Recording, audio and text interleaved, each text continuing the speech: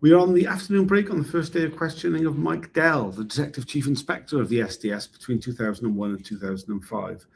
He is being questioned about the fact that whether or not he knew about the sexual relationships that a number of his undercover officers were having. He's claiming that he didn't know, and then letting slip some information. I really feel the wheels are falling off of his understanding of the chronology. He first said that he had no knowledge of activists contacting the SDS office. He then changed his mind on that. He said, "Oh yeah, that's why we moved."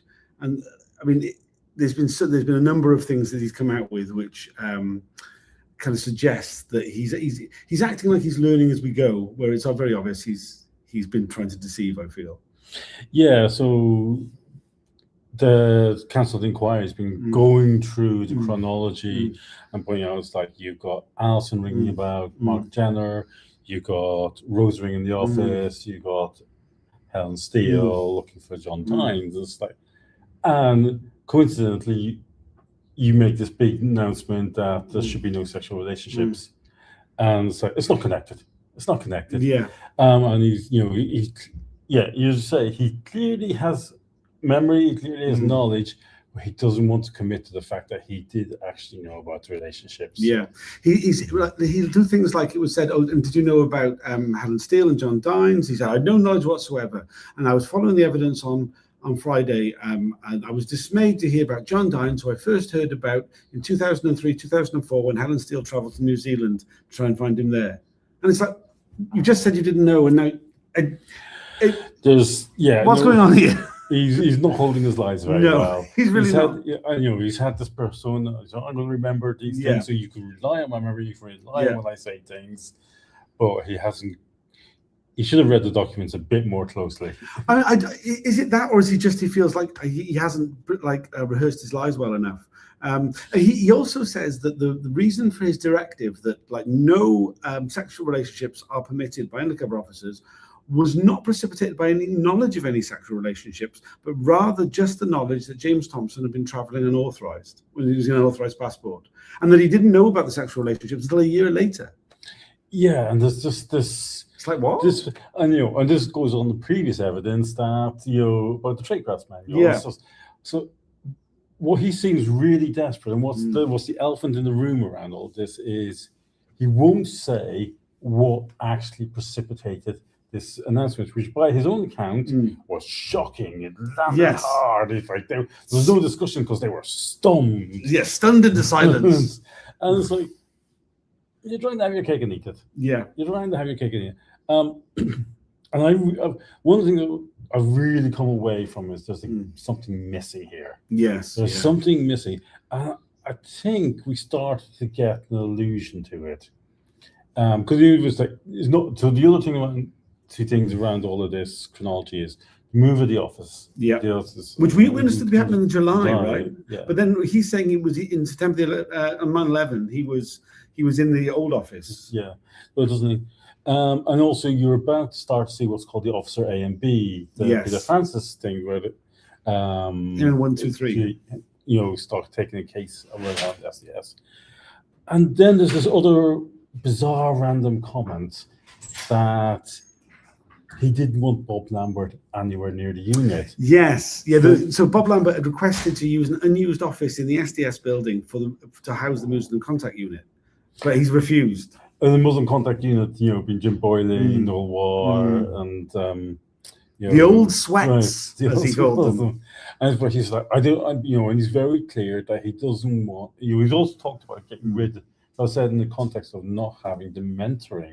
Yes, yeah. He was willing to let that wither and die. Yeah. So there's a desire to cut off the old SDS. Yeah. There's a problem going on. Now he's talking about his Detective Inspector 53. This amazing officer, but he's part of the old guard. And there's just something not quite right. It's like so. And the other thing that struck me as important is says.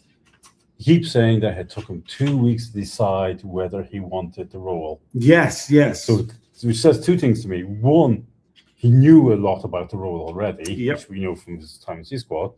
But also he knew that it wasn't going to be an easy role. It wasn't a insecure, this is your retirement role. it was recognized somewhere that there was problems. Mm. But he just can't bring himself to say yes and where that came from. Yeah, he likes to use some very flowery language. He said that if he had known about the institutional problems with the unit in terms of the sexual deceit, then he'd have left, quit the job, and got himself a milk round. Which, I mean, it's a great line, but like, I just don't believe you. I don't believe him. I think he did a lot during the first half of the day to try and set himself out as being this, detail-oriented person who had a good memory, who was going to give the full information. What we're coming up against now is someone who keeps contradicting himself, can't get his story straight. The dates don't line up, and you're just starting to think you're hiding something from us. And I think it's a classic case we've seen before is where they've created a narrative of how they're going to explain certain data points or certain things, and what they haven't done is stress tested it. And the Council of Inquiry is coming and properly stress testing it, which is what you'd expect him to do. Yes. He's realized, and you could see he was really sort of quavering. It's like he's realizing he hasn't constructed the narrative as strongly as he needed to. But it has been a relentless, focus on just that 2-year period, 1-year period of the SDS coming under external. The other thing that's come up quite a bit is he says that when he gave this direction that sex undercover was no longer permitted, never permitted, wasn't permitted, you can't do it, that Carlos Saracki came to him 4 days later and said, hands up, I've been having a sexual relationship with someone who was not an activist and it's come to an end. And so according to Dell, he went away for 4 days, had to think about it, decided to allow Carlos Saracki to stay on the unit because he'd held his hands up, been honest. It predated him giving this directive, so that it was a sign that he'd flushed someone out. And he was really pleased by it. Really pleased by that. Yeah. He now says he was a mug and he was duped. But what I think we should all take issue with is the fact that he said there was a quantifiable difference between an undercover officer deceiving a member of the public as opposed to an activist. And he used some very, very, very strong language. He talked about informed consent. He talked about the possibility of it being rape if it was an activist. But when it was a member of the public, it was just an affair. It was no different from one of his sergeants having an affair, which, I think really goes to the heart of his lack of understanding of the abuse that he facilitated in his role. Yeah, and this is where, he has the words, but he clearly doesn't have the understanding of what those words mean, because he kept on talking about, well, it's not that much difference from a lorry driver having a relationship at two ends of the country, and, Council of Inquiry pointed out, well, you're doing it on state time. You're doing it in the cover identity provided to you. You've got the support network. That's the difference. And he seemed to really struggle with that. He really, really did. He talked about having a duty of care to the wife. He talked about having a duty of care to the officer. But when it was suggested he had a duty of care to the members of the public, he didn't accept that. He didn't accept he had a duty of care to the activists either. The only time where I think he was being honest when it came to the difference between having sex with an activist or sex with a member of the public is that the member of the public didn't pose as much of an operational security risk, and that they wouldn't know what to do with that information, whereas an activist might expose the unit.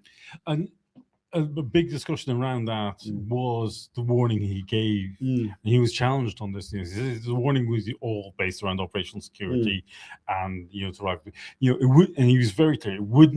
He deliberately left out warning about the respect to the activists because they clearly had already made, if they're doing that, had already made a decision to abuse. And it just rang a little hollow. Very. He was looking for a reason why he did make that, because he didn't give a shit himself, let's be honest. But he doesn't want to show himself up as that person. So he's, it wouldn't have landed. It would have, I was trying to reach them. It didn't matter, and, he ended up, like, would you write it down? Would you have written it down? It wouldn't have mattered. And eventually it's like, yeah, I should have. There's so much of what he says that sounds like it's going to be in the benefit of hindsight.